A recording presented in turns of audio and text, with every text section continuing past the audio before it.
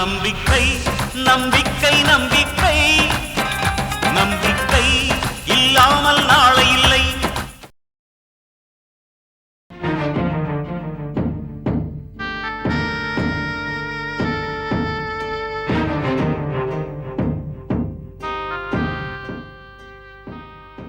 இந்தாங்கம்மா. நான் இப்ப கேட்டேனா? நான் கேட்கும்போது எடுத்துட்டு வா. உன் இஷ்டத்துக்கெல்லாம் எடுத்துட்டு வராத. போ.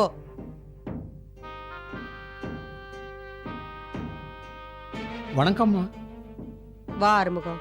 அம்மா கூப்பிட்டதும் அப்படியே எல்லா வேலைகளும் போட்டுட்டு ஓடியாந்துட்டேன். உன்கிட்ட இருக்கிற விசுவாசம் ராமையா கிட்ட இல்லாம போயிடுச்சே. என்னம்மா பண்றது?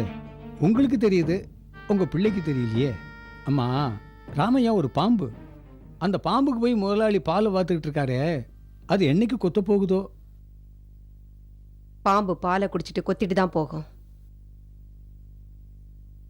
ராமையா பாம்பை விட கொடிய விஷம். சம்பந்தம் பேச நான் அவன் வீட்டுக்கு போகணுமா? என்னம்மா இது கொடுமையா இருக்கு? ராமையா வீட்டுக்கு நான் போகணும்னாலே 4-5 வாட்டி யோசனை பண்ணிட்டு தான் போவேன். உங்க ஸ்டேட்டஸ் என்ன, உங்க கௌரவம் என்ன? நீங்க அவன் வீட்டுக்கு போகணும்னு யாருமா சொன்னது? வசந்த். அம்மா, தன்னோட பலம் என்னன்னு ஆஞ்சநேயருக்கே தெரியாதுன்னு சொல்லுவாங்க. முதலாளியும் அப்படித்தான். தான் ஒரு முதலாளிங்கிற நினைப்பே அவருக்கு இருக்கிறது இல்லை. ஃபேக்டரியில் கூலிக்கார பசங்களோட தோள் மேல தோள் கை போட்டுக்கிட்டு பேசிக்கிட்டு இருக்காரு. ராமையா யாரு? அவனும் கூலிக்காரன் தானே. தராதரம் பார்க்காம அன்னைக்கு அவன் வீட்டுக்கு போய் சாப்பிட்டுட்டு வந்திருக்காரு. இன்னைக்கு அது எங்க கொண்டு போய் விட்டுருச்சு? உங்க வீட்டில் உங்க முன்னாடியே சம்பந்தம் பேசுற அளவுக்கு ராமையா வந்துட்டான். அதைத்தான் என்னால தாங்கிக்க முடியல. வசந்துக்காக ராமையா வீட்டுக்கு போறேன். நீயும் வர. நான் உங்க அடிமைமா. அம்மா, நீங்க என் பின்னாடி வாணின்னு சொன்னா போதும், வாழை ஆட்டிக்கிட்டு நாய் மாதிரி பின்னாடி வந்துக்கிட்டே இருப்பேன். போன்னு சொன்னா வாழை ஆட்டிக்கிட்டு முன்னாடி போய்கிட்டே இருப்பேம்மா. ஆனா ஒரே ஒரு விஷயத்துல மட்டும் எனக்கு பயமா இருக்குமா. என்ன ஆறுமுகம்? ராமையா சின்ன மீனை போட்டு பெரிய மீனை பிடிச்சிடுவானோன்னு எனக்கு பயமா இருக்குமா. என்ன சொல்ற நீ? அம்மா, ராமையா பொண்ணு ஜெயந்தி இப்பெல்லாம் அடிக்கடி நம்ம ஆஃபீஸுக்கு வர ஆரம்பிச்சிட்டா. அது மட்டும் இல்லம்மா, முதலாளிகிட்ட எந்த நேரம் பார்த்தாலும் சிரிச்சு சிரிச்சு பேசிக்கிட்டே இருக்கா. இது புரிஞ்சுக்கிட்ட ராமையா தான் பொண்ணை வச்சு எப்படியாவது முதலாளியையும் வளைச்சு போட்டு எல்லா சொத்தையும் அடிக்கிறதுக்கு பிளான் பண்றானோன்னு எனக்கு தோணுதுமா. அதெல்லாம் எனக்கு தெரியும் ஆறுமுகம். அருணா விஷயத்துல ஏமாந்த மாதிரி நிச்சயமா வசந்த விஷயத்துல ஏமாற மாட்டேன்.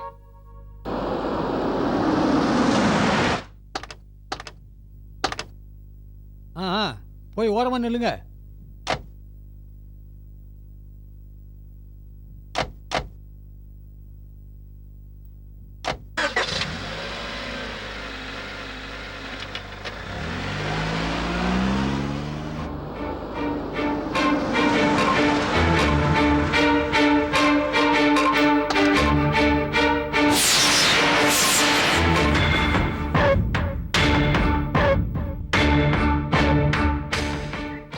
வாங்கம்மா வாங்க.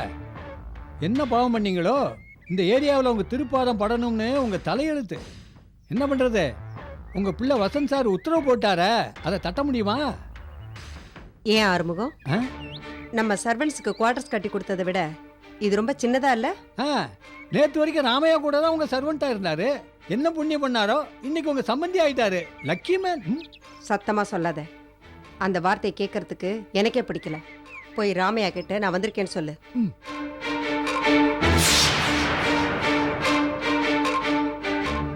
ராமையா, அம்மா உனக்காக வெளியே வந்து காத்துக்கிட்டு இருக்காங்க. சீக்கிரம் வாப்பா. அம்மா வந்திருக்காங்களா? உன்னை பார்க்க வந்திருக்காங்க. வாப்பா, வா வா.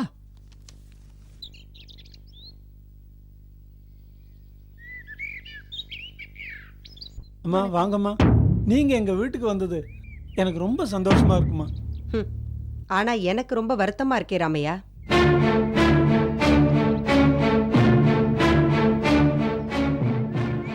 உள்ள வாங்கம்மா. வாங்க. போங்கம்மா.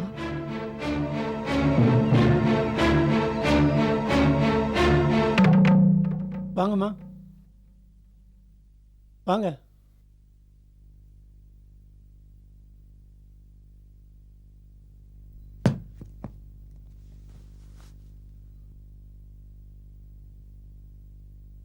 ஆறுமுகம், அம்மா அவங்களை எல்லாம் உள்ள வர சொல்லு. சரிம்மா.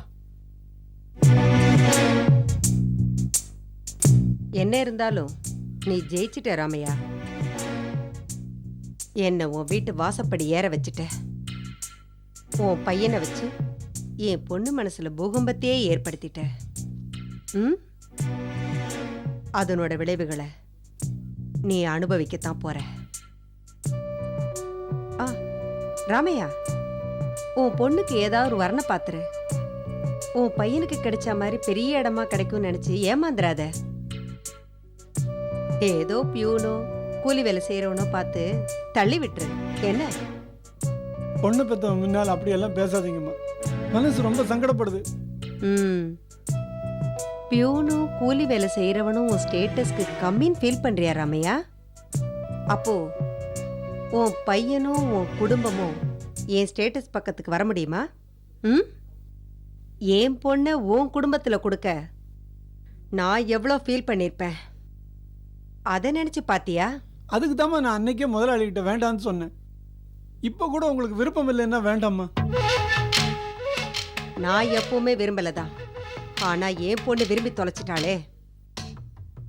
அவ கண்ணுல இருந்து ஒரு துளி கண்ணீர் கூட வரக்கூடாதுன்னு நினைக்கிறவனா இப்ப வேண்டான்னு சொன்ன மறுபடியும் தற்கொலை பண்ணிக்கிறேன்னு போவா. என் பையனும் என்ன தப்பா நினைப்பா. ஏற்கனவே அம்மாவையும் பிள்ளையும் பிரிக்க முடியாதான்னு பாத்துக்கிட்டு இருக்கீங்க. அதுக்கு நானே வழி அனுப்பிச்சு தரணுமா? நடக்கிறபடி நடக்கட்டும்.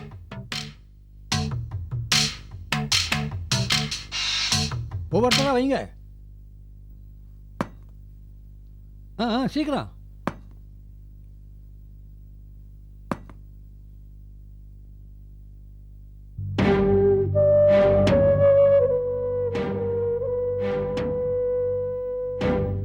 என்ன ராமையா அப்படி பாக்குற?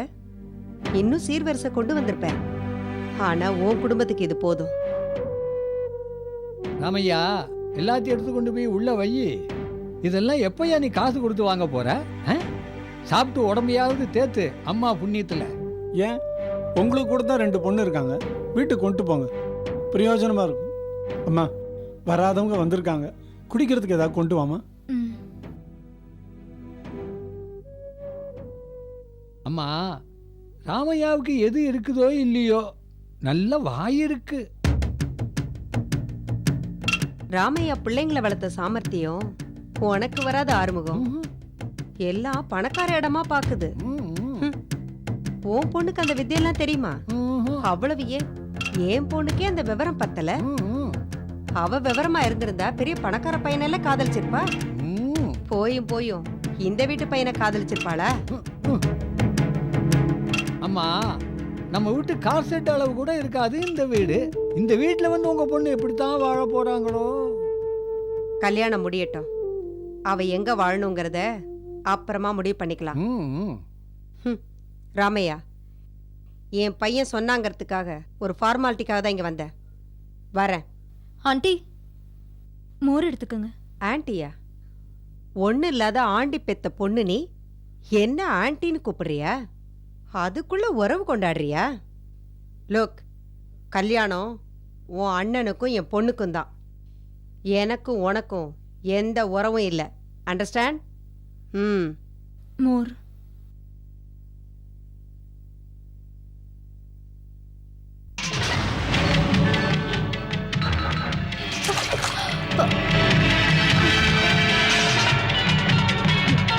அம்மா. அப்பா, ஒண்ணும் இல்லப்பா, விடுங்க.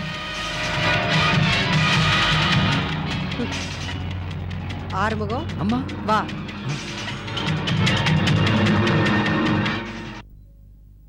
என்னம்மா அது? உன் முகத்துல இப்படி மோரை ஊத்திட்டு போயிருக்காங்க, கொஞ்சம் கூட கோவப்படாம நிக்கிறியம்மா. அப்பா, அடிக்கடி நீங்க தானே சொல்வீங்க என் பொண்ணு முகம் பால் வடிகிற முகம்னு. இப்போ மோர் வடிது பாத்தீங்களா? இவ்வளவு கஷ்டத்திலயும் உன்னால எப்படிமா சிரிக்க முடியுது? எல்லாம் நீங்க சொல்லி கொடுத்ததுதான்ப்பா. அவங்க பொண்ணு முகத்துல மட்டும் கண்ணீர் வரக்கூடாதான், ஆனா என் பொண்ணு முகத்துல மோரை வீசி எறிஞ்சு அவமானப்படுத்திருக்காங்க அந்த அம்மா. நீ ஏமா தடுத்த? அவங்கள 4 அடி அடிக்க என் உடம்புல வேணா தெம்பு இல்லாம இருக்கலாம், ஆனா 4 வார்த்தை கேட்டிருப்பேனே, என் கோபமாவது அடங்கி இருக்குமேம்மா. வேண்டாம்ப்பா, அவங்களுக்கு தெரிஞ்சது அவ்வளவுதான். அவங்க எதை விதைச்சாங்களோ அதையே அறுவடை பண்ணுவாங்க. விடுங்கப்பா. எனக்கு என்னவோ சந்தேகமா இருக்குமா. பொண்ணு எங்க இருப்பான்னு கல்யாணத்துக்கு அப்புறம் முடிவு பண்ணலான்னு சொன்னாங்களே, அப்படின்னா பிரேம வீட்டு மாப்பிள்ளையா வச்சுக்கலான்னு திட்டம் போட்டிருக்காங்க போல இருக்கு. என் பையனை என்கிட்டேருந்து பிரிச்சிருவாங்களோன்னு பயமா இருக்குமா. அண்ணா அப்படிலாம் போகாதுப்பா. அவங்கள பத்தி உனக்கு தெரியாதுமா. 30 வருஷமா எனக்கு தெரியும். அவங்க எப்பேற்பட்ட ஆளுங்களையும் விலைக்கு வாங்கிடுவாங்க. பணம், பங்களா, புது வரவுன்னு வரும்போது எப்படிப்பட்ட மனுஷனோட மனசு மாறிடும். உங்க அண்ணனுக்கு ஒரு புது வாழ்க்கை வருது, நல்ல வாழ்க்கை. அதை நினைச்சு சந்தோஷப்படுற அதே நேரத்தில் இந்த கல்யாணம் உன்னை தனிமைப்படுத்திடுமோன்னு நான் ரொம்ப பயப்படுறேம்மா. நான் உயிரோடு இருக்கிற வரைக்கும் உன்னை விட மாட்டேம்மா. ஆனால் என் காலம் இன்னும் எத்தனை நாளைக்குன்னு எனக்கே தெரியலையம்மா. அதனால தான்மா உன் கல்யாணத்தை முடிச்சிட்டு பிரேம் கல்யாணத்தை முடிக்கணும்னு ரொம்ப உறுதியாக இருக்கேம்மா. அப்பா, வாழ்க்கைய ரொம்ப சாதாரணமா எடுத்துக்க பழகிக்கணும்ப்பா. பொண்ணை பெத்த எல்லா தகப்பனுக்குள்ள பயந்தாம்மா அது. நாளைய பொழுது இறைவன் கிட்ட ஒப்படைச்சிட்டா நடக்கிறதெல்லாம் நல்லபடியா நடக்கும்பா. நீங்க கவலைப்படாதீங்க.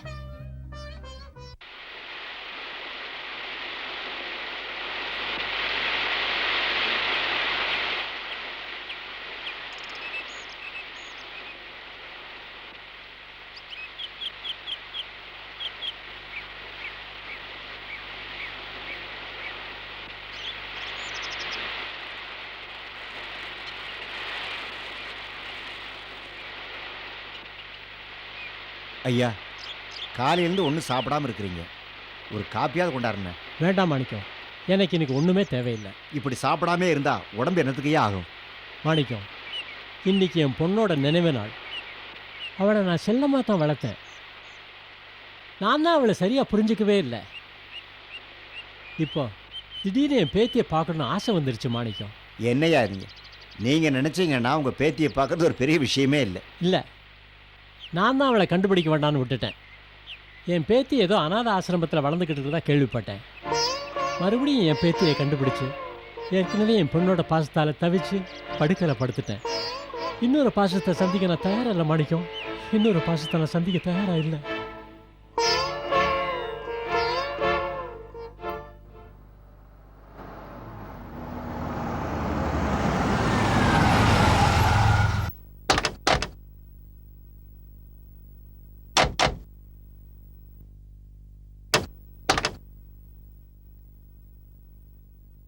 ஹலோ. ஹாய். வாருண்ணா, வாங்க அத்தை. என்ன இவ்வளோ தூரம் வந்திருக்கீங்க? வீட்டுக்கே வந்திருக்கலாமே. ஏ, நாங்கள் இங்கே வரக்கூடாதா? ஐயோ, அதுக்காக நான் சொல்லலை. இவ்வளோ தூரம் நீங்கள் வரணுமான்னு நினச்சேன். ஆமாம், அடியாட்கள்லாம் வரலையா? பழசெல்லாம் இன்னும் மறக்கலை போல இருக்கு. யூசி, என் பொண்ணு மேலே இருக்க பாசத்தினால தான் நான் அப்படி நடந்துக்கிட்டேன். அப்புறம் நீங்கள் நல்லவர்னு தெரிஞ்சுக்கிட்டேன். நான் நல்லவன்னு உங்களுக்கு யார் சொன்னது? இல்லைன்னா என் பொண்ணோட மனசில் இடம் பிடிக்க முடியுமா? சரி, என்ன சாப்பிட்றீங்க? கூல்ட்ரிங்க்ஸ் எதாவது வாங்கிட்டு வர சொல்லட்டுமா? ஒன்றும் வேண்டாம் மாப்பிள்ள. இப்போ தான் நானும் அருணாவும் சாப்பிட்டுட்டு வந்தோம். மம்மிக்கு நம்ம கல்யாணம் ஃபிக்ஸ் ஆனதுலேருந்து டென்ஷன் அதிகமாயிடுச்சு. ஏன் அத்தை, அருணாவை நான் கல்யாணம் பண்ணிக்கிறதுல உங்களுக்கு விருப்பம் இல்லையா? ஐயோ, மம்மியோட டென்ஷன் காரணம் அது இல்லை. நம்ம கல்யாணம் நல்லபடியாக நடக்கணுங்கிற டென்ஷன். இப்போ கூட நாங்கள் நகை கடைக்கு தான் போயிட்டுருக்கோம். ஆமாம் மாப்பிள்ள, உங்களுக்கும் அருணாவுக்கும் அதிர்ஷ்டக்கல் மோதிரம் போடணும்னு ஜோசியர் சொன்னார். அதான் உங்களையும் கூட்டிகிட்டு போகலான்னு வந்தோம். எங்கள் கூட கொஞ்சம் வாங்க. உண்மையாக உழைச்சி வாழ்க்கையில் முன்னுக்கு வரணுன்றது தான் என்னோட பாலிசி. நீங்கள் போயிட்டு வாங்க. எங்கள் மம்மிக்காகவாவது நீங்கள் வந்து தான் ஆகணும். இல்லை அருணா, எனக்கு நிறைய வேலை இருக்குது, நான் வரல. உங்களுக்கு எப்போ தான் வேலை இல்லை? அதெல்லாம் முடியாது. நீங்கள் இப்போ என் கூட வரீங்க, அவ்வளோதான். சரி, வரேன். ட்ரெஸ் மாற்றிட்டு வந்துடுறேன். ம்.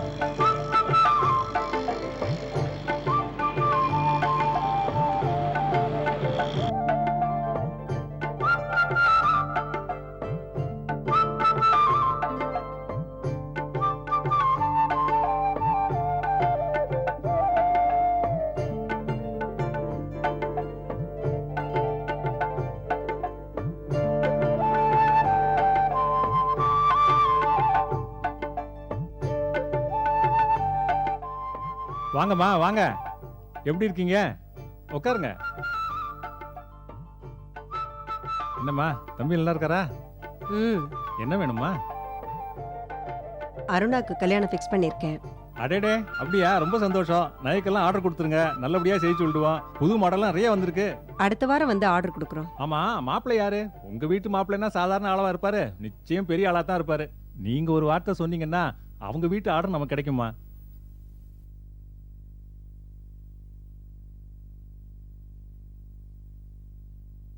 வாங்க உட்காருங்க சார். பரவாயில்ல சார்.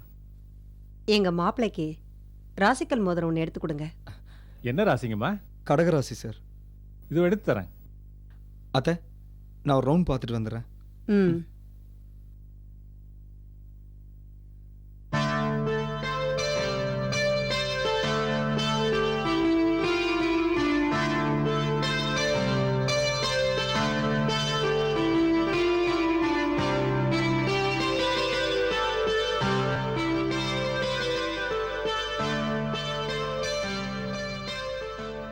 சார், துலாம் ராசி சுவாதி நட்சத்திரத்துக்கு எண்ணக்கல் மோதிரம் போடணும். அது எவ்வளோ ஆகும்? இதில் பாருங்க சார். மாப்பிள்ளை, துலா ராசி சுவாதி நட்சத்திரம். உங்க தங்கச்சிக்கு தானே பார்க்குறீங்க? ஆ, அதையும் வாங்கியாச்சு. உங்களுக்கு எதுக்கு இந்த சிரமம்? இதுல என்ன சிரமம்? நீங்களும் உங்க தங்கச்சியும் ஒன்னாவே வளர்ந்தீங்க. இப்ப திடீர்னு உங்களுக்கு மட்டும் வாங்கினா அவளோட மனசு சங்கடப்படாதா? ஜெயந்தியும் ஏன் பொண்ணு மாதிரி தான். இந்தாங்க, வாங்கிக்கங்க. மாப்பிள்ள, நீங்க போய் உங்களுக்கு எது பிடிச்சிருக்கோ செலக்ட் பண்ணிக்கங்க. சரிங்க அத்தை. ஏன் மம்மி, அவரோட தங்கச்சிக்கு இவ்வளோ அவசரமா ஏன் மோதிரம் வாங்குனீங்க? அதுவும் காஸ்ட்லியா வாங்கியிருக்கீங்க.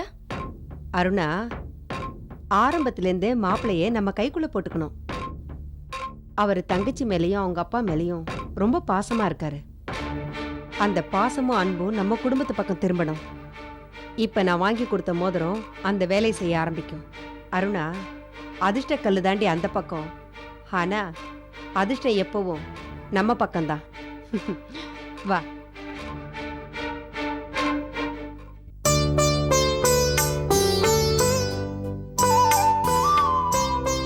அப்பா, இந்த வேலை எல்லாம் உங்களை யாருப்பா பண்ண சொன்னா? இங்க கொடுங்க.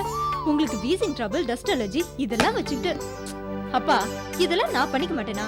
இருக்கட்டுமா, உனக்கு எங்கம்மா டைம் இருக்கு? முதலாளி வீட்டுல இருந்து யாராவது ஒருத்தர் வந்துகிட்டும் போய்கிட்டும் இருக்காங்க. அதுவும் இல்லாம இன்னும் 2-3 நாள்ல உன்னை பொண்ணு பார்க்க வராங்கன்னு முதலாளி வேற சொல்லிட்டு போயிருக்காரு. வீடெல்லாம் சுத்தமா இருக்க வேண்டாமா? அதுக்காக நாங்க இல்லாத நேரத்துல உங்களுக்கு வீசிங் ட்ரபிள் வந்தா என்னப்பா பண்ணுவீங்க? அதுக்கெல்லாம் பயந்தா முடியாதுமா.